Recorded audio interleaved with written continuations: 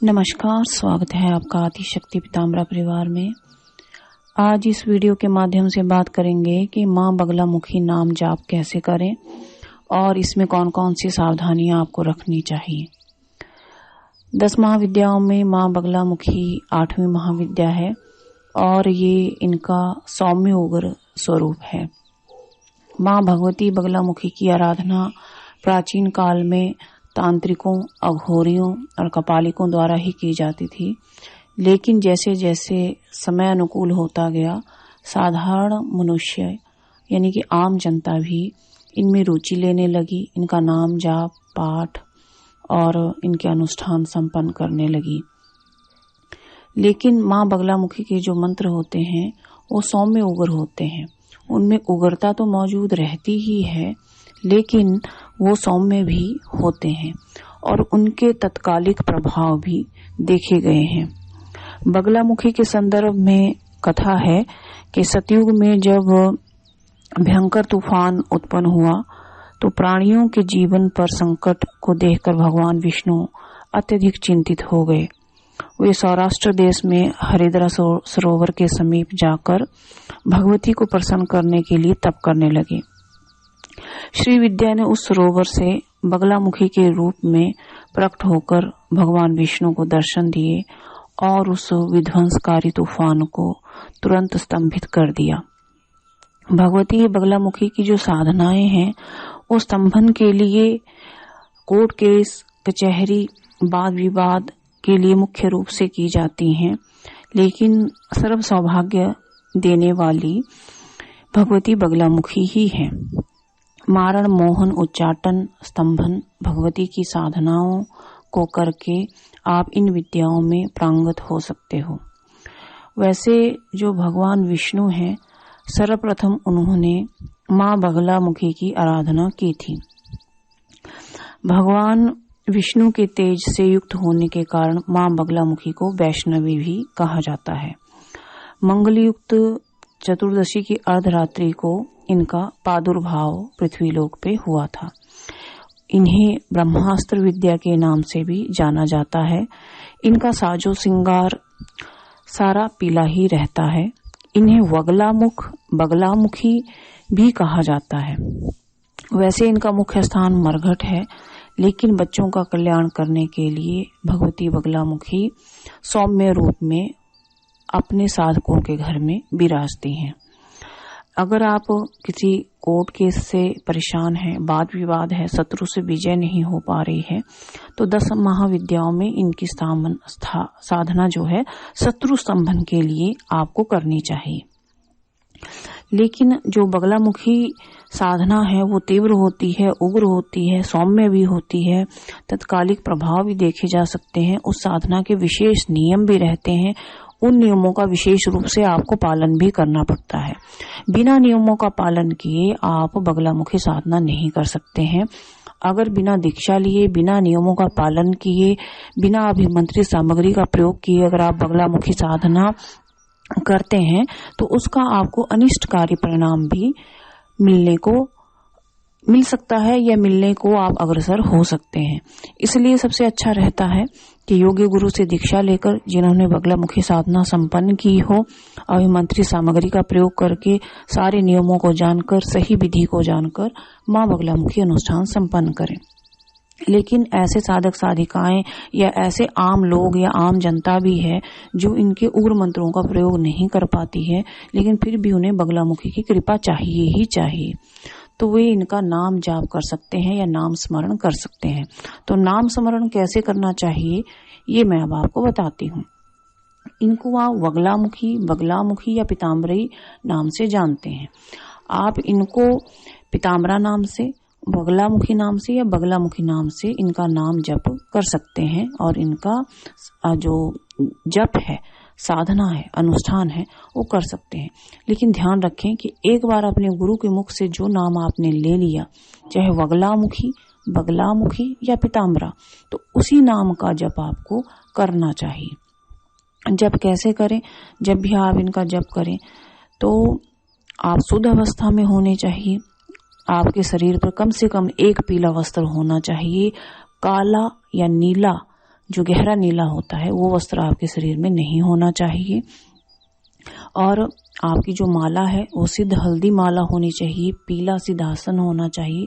बगलामुखी यंत्र और गौमुखी नाम जाप के लिए पर्याप्त है। क्योंकि आप कोई साधना या बड़ा अनुष्ठान नहीं कर रहे हैं तो केवल ये 4 सामग्री आपके लिए पर्याप्त है, जो कि सिद्ध होनी चाहिए। जो आपका गुरु, चाहे आप हमारे यहाँ से दीक्षा लीजिए चाहे कहीं और से दीक्षा लीजिए, जो आपके गुरु ने आपको एक बार नाम दे दिया, चाहे वो बगलामुखी है या पीताम्बरा है, उसका नाम स्मरण आपको फिर करना चाहिए। लेकिन ऐसा नहीं है कि जैसे बगलामुखी साधना में कठोर नियम होते हैं वैसे नियम इस साधना में आपको नहीं करने पड़ते। लेकिन फिर भी कुछ नियम हैं जो कड़े हैं, जिनका पालन आपको करना पड़ेगा। एक है शुद्धता, पीले रंग का अधिक से अधिक प्रयोग, और जहां आप साधना करें वो स्थान उचित होना चाहिए। जिस स्थान की शुद्धता नहीं है वहां पर आपको जाप नहीं करना चाहिए। आप चाहे तो निश्चित संख्या बांध सकते हैं कि मैं रोज इतनी माला करूंगा नाम जाप की, वो कर सकते हैं। या आप 1000, 11,000, 8,000, 7,000 इस तरह से संख्या भी निश्चित कर सकते हैं। आजकल एक प्रचलन बहुत चला है कि काउंटर चल पड़े हैं, इलेक्ट्रिकल काउंटर होते हैं जिनमें सेल इत्यादि डलते हैं, उन पे लोग नाम जाप करना शुरू कर देते हैं या माला जाप करना शुरू कर देते हैं। तो ऐसी भूल आप लोग ना करें। देखिए, जो माता पीताम्बरा के नाम जाप के लिए जो उचित सामग्री है वो हल्दी माला ही है। आप काउंटर पे जप ना करें। कई बार लोग ऐसा भी कहते हैं कि हमने राम नाम जप, कृष्ण नाम जप या राधा नाम जप या बगलामुखी नाम जप या पीताम्बरा नाम जप या कोई भी नाम जप जो है हम काउंटर पे करते हैं। काउंटर पे ना करें। ऐसा नहीं है कि काउंटर पे किया गया जप आपका इष्ट तक नहीं पहुंचेगा, ऐसा नहीं है। लेकिन हो सकता है कि आपके इस नाम जाप से जो उचित सामग्री में नहीं किया गया है आपके ऊपर अनुचित प्रभाव आ जाए। आपको शुद्धता का ध्यान रखना है, सामग्री का ध्यान रखना है, और अपने जब आप नाम जाप शुरू करें तो एकाग्रता को भंग ना होने दें। आप चलते फिरते भी नाम जाप कर सकते हैं। आप कहीं पर भी हैं, ऑफिस में हैं, स्कूल में हैं, कॉलेज में हैं, घर पे हैं या किसी और के घर में है या रिश्तेदार के घर में है, तब भी आप नाम जाप कर सकते हैं। आप अपनी माला लेकर के उसे गुप्ती में रख करके यानी गौमुखी में रख करके आप उसको जाप कर सकते हैं। शुद्धता का विशेष रूप से ध्यान रखें। कम से कम आपने एक दिन में एक बार स्नान किया हो, और दूसरी बात आपने कोई अनुचित क्रिया नहीं की हो, जैसे मांस मछली अंडे का प्रयोग ना किया हो, मदिरा का प्रयोग ना किया हो। दूसरा, आपने कोई ऐसी क्रिया नहीं की हो जिससे आपका शारीरिक सतीत्व नष्ट हो चुका हो। इसलिए नाम जाप में आपको ये आवश्यक नहीं है कि आपको दिन निश्चित करने पड़ेंगे कि मैं इतने दिन इतना नाम जाप करूंगा। आप कभी भी कहीं भी कितनी भी माला नाम जाप कर सकते हो। देखिए, भगवती पीताम्बरा बहुत ही प्रिय देवी है, उग्र भी है, सौम्य भी है, बहुत प्यारी भी है, भक्तों की रक्षा करने वाली है, अपने भक्तों का हर कार्य सिद्ध करने वाली है। लेकिन निश्चित तौर पे आपको ही भक्ति करनी पड़ेगी। देखिए, कई लोग हमें मैसेज करते हैं, व्हाट्सएप करते हैं, और कई मूर्ख लोग कॉल भी करते हैं कि आप हमारा ये काम कर दीजिए, हम आपको इतने लाख रुपए दे देंगे, ये कर देंगे, वो कर देंगे। तो हम आपको निश्चित तौर पे ये बता दें कि हम किसी का कोई भी कार्य नहीं करते हैं। आपको अपना कार्य खुद करना है।